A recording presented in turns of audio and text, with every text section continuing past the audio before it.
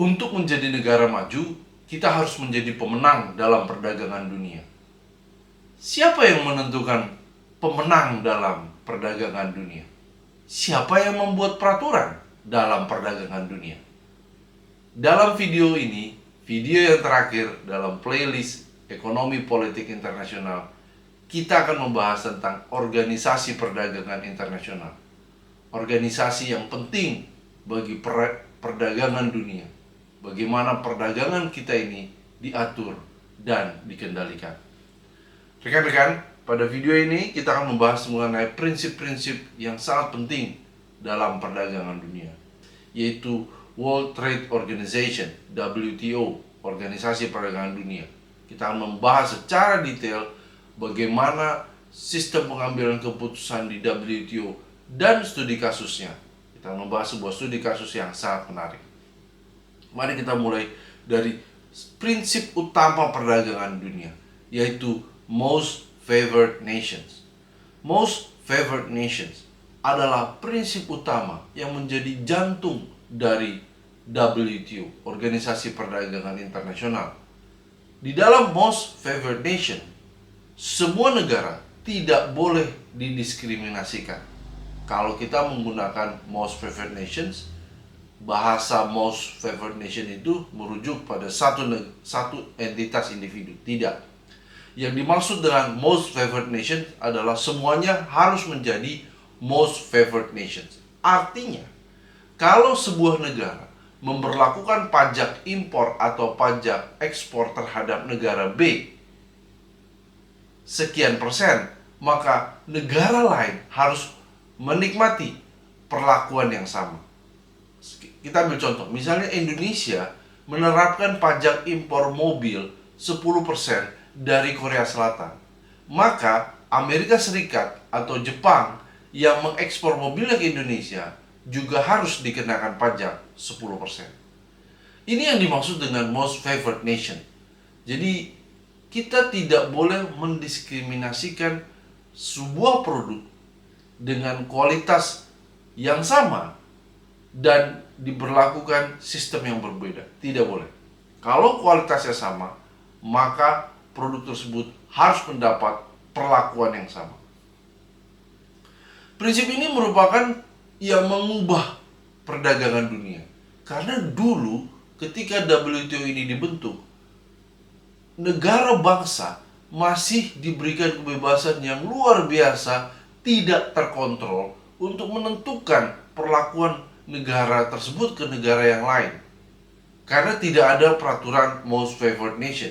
Jadi bisa saja ketika Tiongkok tidak suka dengan Amerika Serikat, maka Tiongkok memberlakukan pajak yang luar biasa tinggi bagi Amerika Serikat dan memberlakukan pajak yang luar biasa rendah bagi Indonesia.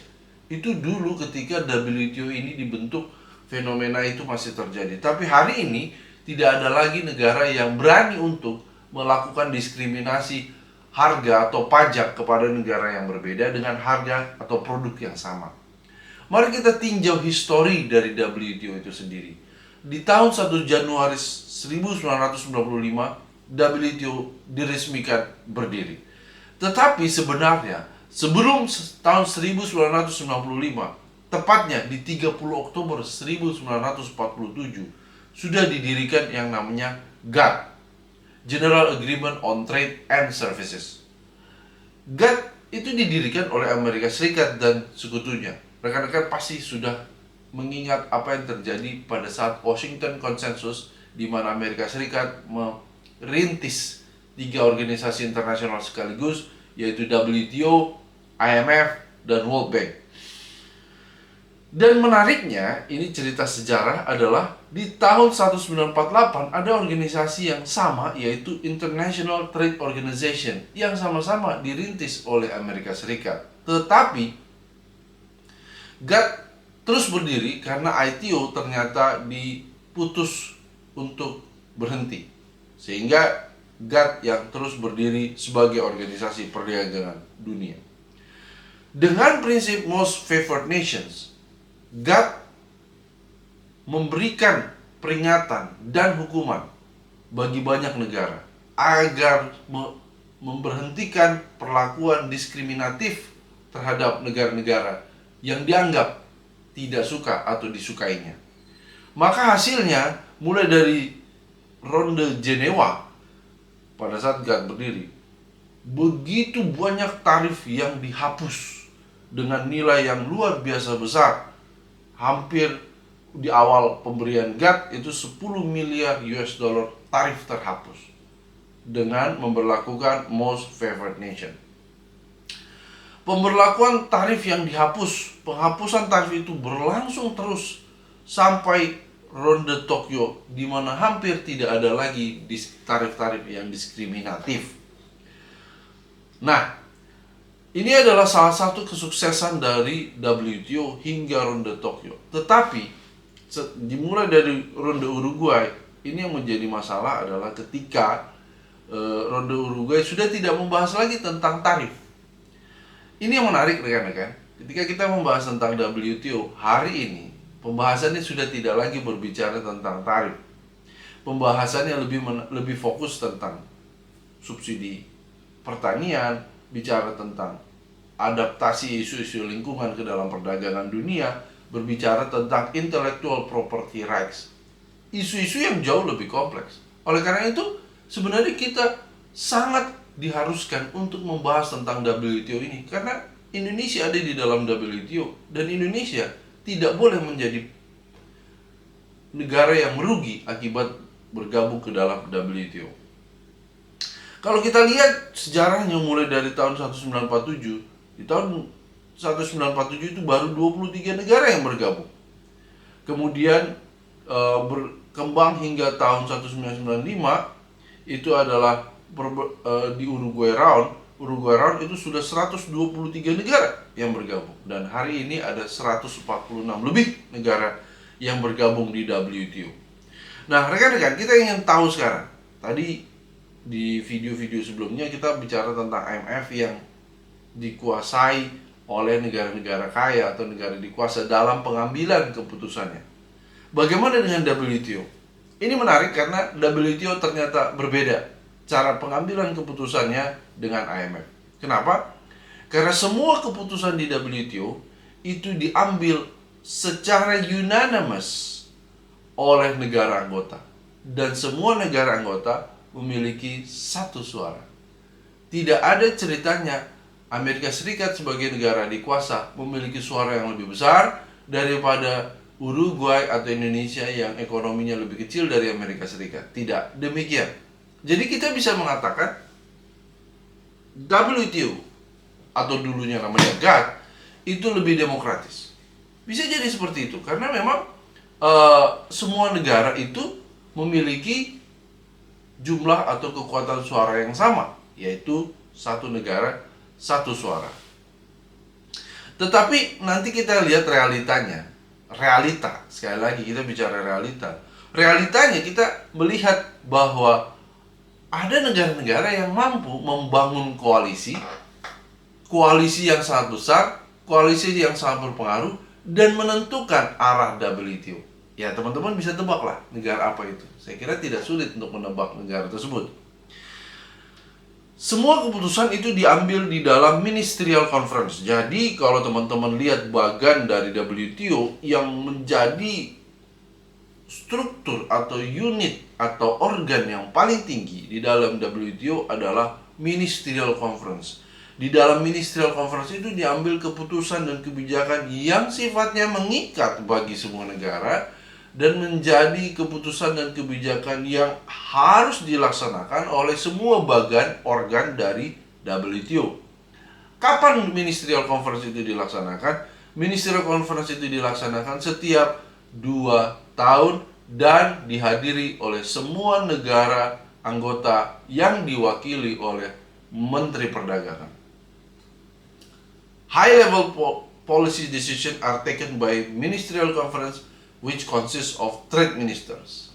Jadi Menteri Perdagangan akan berkumpul setiap 2 tahun sekali dan menentukan apa yang menjadi arah kebijakan dari WTO. Jadi semakin menegaskan bagi kita rekan-rekan kalau dilihat dari sini secara strukturnya sebenarnya WTO cukup demokratis. Tetapi kembali lagi pertanyaannya apakah benar benar-benar demokratis dalam pelaksanaannya. Operational decisions are made by the General Councils, ya. Jadi di dalam Ministerial Conference, di dalam WTO itu ada 3 organisasi badan yang sangat penting. Teman-teman bisa lihat di monitor teman-teman. Yang pertama adalah Dispute Settlement Body. Organisasi kedua yang sangat penting adalah General Council, dan organisasi yang ketiga adalah Trade Policy Review Body.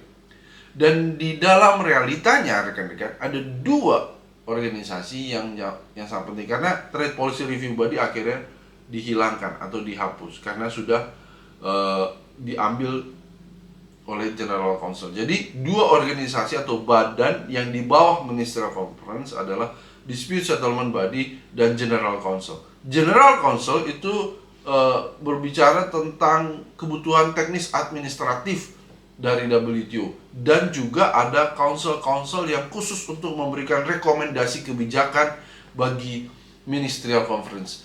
Jadi setiap terlaksananya Ministerial Conference itu semua councils, ada Council for Trade in Goods, ada Council for Trade Related Aspect of Intellectual Property Rights, ada Council for Trade Services, itu semuanya harus memberikan rekomendasi di saat General Council, untuk General Council dan Ministerial Conference.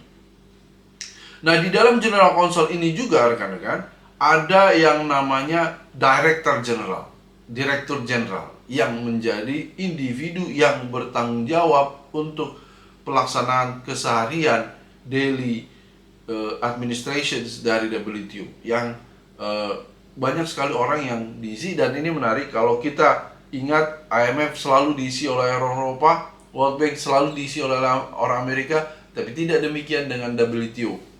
Mungkin ini yang mengatakan WTO lebih demokratis karena ada pernah jadi orang Thailand, ada yang menjadi direktur jenderal dari Brazil, ada yang dari banyak sekali direktur jenderal yang datang dari negara-negara periferi atau negara-negara berkembang. Dan sempat atau hampir saja ada Menteri Perdagangan Indonesia yang hampir menjadi Direktur Jenderal dari WTO. Jadi kita punya kesempatan, semua negara punya kesempatan untuk mengirimkan delegasi terbaiknya menjadi Direktur Jenderal. Rekan-rekan, ini yang penting. Satu organisasi atau badan organ lain yang penting dari WTO adalah Dispute Settlement Body. Dispute Settlement Body inilah yang menjadi penanda dari GATT menuju WTO. Jadi pasti ada yang bertanya, Pak, apa bedanya GATT dengan WTO? GATT dan WTO itu sebenarnya organisasi yang sama, cuma berubah nama. Dan yang paling penting, ketika GATT berubah menjadi WTO, ada satu bagian atau organisasi yang ditambahkan yang menjadi satu sektor krusial dalam perdagangan dunia kita saat ini. Apa itu? Dispute Settlement Body. Dispute Settlement Body itu punya tugas yang maha penting, yaitu menjadi hakim bagi konflik perdagangan yang terjadi antar bangsa negara. Hakim, rekan-rekan. Jadi jangan berpikir bahwa ketika kita berdagang kita bebas menentukan aturan sesuka kita. Tidak, karena ternyata ada hakim, ada aturan, dan ada panel sidang yang dibentuk dan mengevaluasi apakah kita sudah menerapkan Most Favored Nation. Apakah peraturan-peraturan yang kita terapkan itu sudah sesuai dengan yang dilakukan atau diinginkan oleh WTO. Jadi Dispute Settlement Body itu dibentuk setelah ada komplain atau permohonan sidang dari negara-negara anggota. General Council akan melihat perlu atau tidak. Kalau ternyata perlu, maka dibentuklah sebuah persidangan untuk mengadili permohonan dari negara-negara yang merasa dirugikan atau didiskriminasikan oleh negara yang memberikan diskriminasi, diduga memberikan diskriminasi. Dan ini yang paling penting rekan-rekan, ini bukan hanya menentukan salah benar, tapi juga memberikan rekomendasi hukuman. Nah, ini menarik. Kok namanya rekomendasi hukuman? Karena memang tidak ada organisasi internasional memiliki kekuatan hukum atau penegak hukum. Adakah? Oke, kalau kita berbicara tentang NATO atau kita berbicara mengenai organisasi regional seperti Uni Eropa, mereka punya kekuatan hukum dan penegak hukum. Tapi ketika kita berbicara WTO, tidak ada polisi khusus WTO. Maka yang diberikan adalah rekomendasi kebijakan. Artinya, WTO memberikan pertimbangan bagi negara-negara yang berkonflik, bersengketa, dan apabila sudah jelas akar masalahnya dan apa yang harus dilakukan, negara-negara yang berkonflik tersebut diberikan kewenangan untuk privilege untuk memberikan hukuman terhadap negara-negara yang melakukan diskriminasi. Negara-negara yang dirugikan itu diberikan hak atau kewenangan untuk memberikan tindakan balas dendam bagi negara-negara yang memberikan diskriminasi. Mungkin agak sulit, tapi ketika kita nanti membicarakan studi kasus nanti, ini akan jauh lebih mudah memahami apa yang dimaksud dengan tindakan balas dendam dari negara yang dirugikan terhadap negara yang memberikan diskriminasi. Nah, ini waktunya kalau kita lihat sebenarnya cukup lama. Untuk sebuah persidangan itu bisa sampai 1 tahun 3 bulan dengan banding. Jadi ada proses banding, rekan-rekan. Jadi apabila negara yang dirugikan itu tidak puas, itu dia bisa mengajukan banding. Atau negara yang dikenakan hukuman tidak puas, itu dia juga bisa mengajukan banding. Nah, sekarang kita masuk ke dalam studi kasus kita, yaitu Banana War, perang pisang. Kita mungkin meremehkan pisang. Apa sih pisang? Pisang kan makanan yang tidak wajib bagi kita, bukan makanan pokok, betul. Tetapi bagi orang Eropa itu 2,5 miliar pisang, 2,5 miliar ton pisang dikonsumsi setiap tahun. Pisang sangat penting bagi orang-orang Eropa. Sehingga bisnis pisang itu luar biasa besar. Eropa mengimpor ribuan ton pisang karena Eropa tidak menghasilkan pisang. Pisang hanya dihasilkan oleh negara-negara tropis. Eropa mengimpor ribuan ton pisang, miliaran ton pisang setiap tahun dari negara-negara tropis. Nah, negara-negara Karibia itu adalah negara-negara yang bisa memproduksi pisang karena negara tropis. Dan yang paling penting, memiliki privilege khusus untuk mengekspor pisang ke Eropa. Mereka mendapatkan tarif khusus. Sehingga harga pisang dari Karibia itu jauh lebih murah daripada harga pisang dari Indonesia, dari India, atau dari Amerika Latin. Ya, jadi ini kalau boleh tanda kutip ada diskriminasi yang diberikan. Nah, kenapa pertanyaannya, kenapa Eropa memberikan diskriminasi ini? Karena Eropa pernah menjajah Karibia dan Karibia ingin memberikan bantuan ekonomi dalam bentuk akses perdagangan. Jadi daripada memberikan uang cash bagi Karibia, Eropa memberikan kuota yang khusus bagi negara-negara anggota Karibia dengan memberikan pajak khusus yang membuat harga pisang dari Karibia itu lebih murah. Dan celakanya adalah ketika berbicara Eropa, ada Uni Eropa yang kebijakannya itu berlaku terhadap semua negara anggota Eropa. Sehingga ketika ada kebijakan khusus bagi negara-negara Karibia dan negara-negara koloni dari Prancis dan Inggris, maka ini menjadi kebijakan bagi semua negara termasuk Denmark dan Jerman. Nah, ketika kita berbicara Eropa, mereka memberlakukan pajak khusus yang membuat sekali lagi harganya jauh lebih murah untuk membeli pisang dari Karibia. Tentu pasti ada yang dirugikan, sesama negara berkembang, yaitu negara-negara Amerika Latin. Karena Council Regulation 404/93 yang memberikan harga khusus bagi negara-negara Karibia itu merugikan negara-negara Amerika Latin. Maka tahun 1993 Kolombia, Costa Rica, Guatemala, Nicaragua, dan Venezuela itu mengajukan protes dan meminta persidangan terkait kebijakan Eropa ini. Tahun 1994 GATT dibentuk dan pada tahun 1994 mengatakan bahwa GATT mengatakan bahwa ini merugikan negara-negara Amerika Latin. Tetapi tidak ada rekomendasi kebijakan untuk menghukum Eropa. Nah, yang menarik adalah ketika GATT berubah menjadi WTO, di mana ada dispute settlement body yang boleh memberikan rekomendasi hukuman. Ekuador, Guatemala, Honduras, Meksiko kembali lagi memprotes WTO, meminta mengadakan lagi persidangan. Dan yang menariknya, di sini tidak hanya negara-negara berkembang, ada Amerika Serikat yang ikut mengajukan nota protes kepada Uni Eropa.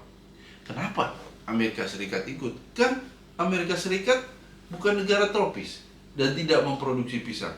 Betul, Amerika Serikat tidak memprotes, Amerika Serikat tidak memproduksi pisang, tetapi Amerika Serikat merupakan konsumen pisang, salah satu konsumen pisang terbesar di dunia juga, dan yang paling penting, perusahaan-perusahaan importir pisang yang ada di Amerika Serikat itu merupakan pendukung atau supporter dari Partai Demokrat yang berkuasa saat itu, yaitu yang berkuasa adalah Presiden Clinton.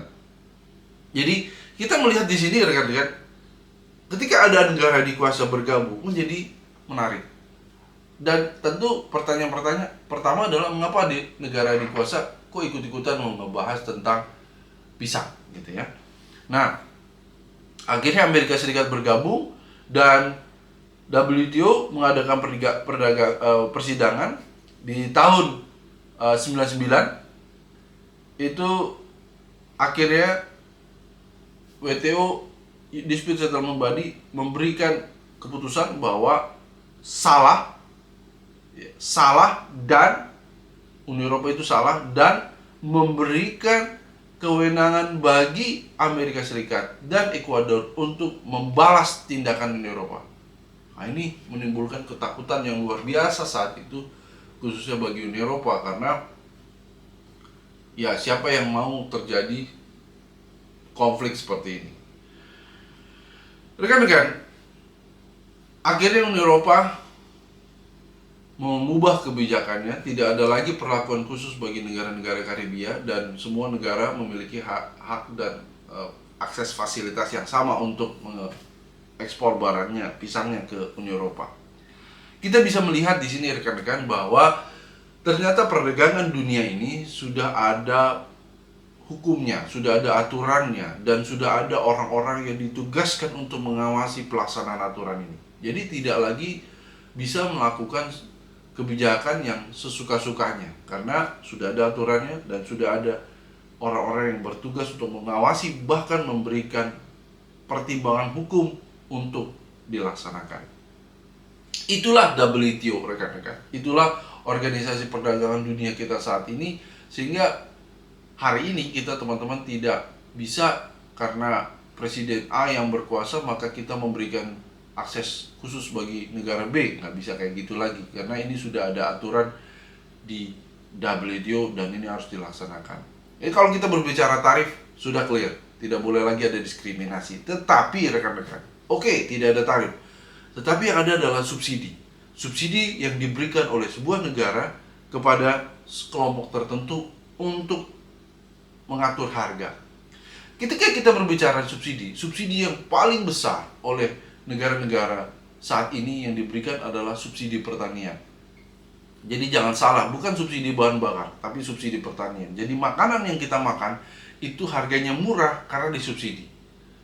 Jadi ketika kita berbicara gandum, kita berbicara makanan-makanan pokok, itu ternyata sudah kedelai itu sudah disubsidi oleh negara-negara kaya seperti Amerika Serikat dan Eropa, dan nilainya sangat fantastis, 57 miliar euro, 57 juta euro, 72,6 euro, dan itu nilainya terus naik, ya, nilainya terus naik, tidak pernah turun, mulai dari tahun 1960 sampai tahun ini, itu nilainya terus naik secara keseluruhan.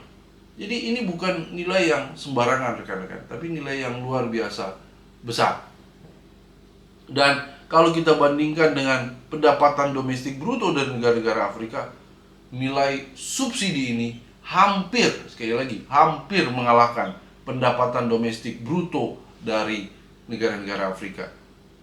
Sehingga subsidi ini menjadi masalah. Tetapi WTO tidak bisa mengatur subsidi karena belum ada aturannya. Rekan-rekan, kalau sebuah produk disubsidi harganya lebih murah, tentu kita tidak jadi impor, betul? karena harganya lebih murah. Nah, bagaimana mengatur subsidi ini? Ini yang mau dibahas dalam Doha Development Round. Sektor mana yang perlu disubsidi, sektor mana yang tidak perlu disubsidi. Doha Development Round tidak berhasil, tidak tuntas, karena ternyata masalah yang paling sensitif, masalah yang paling sulit dicari kesepakatannya adalah masalah subsidi pertanian. Nah, ini yang menjadi ganjalan terbesar dalam penuntasan Doha Development Round. Nah, karena negara-negara adikuasa, negara-negara kaya seperti Amerika Serikat dan Uni Eropa, Jepang dan Korea itu tidak mau menghapus subsidi pertaniannya. Loh, kenapa mereka tidak mau menghapus subsidi pertaniannya? Ya, kita bisa melihat sektor politik negara masing-masing. Ketika petani merupakan pemilih terbesar di dalam sebuah negara, maka suara petani menjadi sangat penting. Siapa yang mau kehilangan kekuasaan hanya gara-gara tidak bisa mensubsidi sektor pertanian dan kehilangan suara para petani? Ini menjadi pertanyaan besar. Apakah memang subsidi pertanian ini harus terus dipertahankan?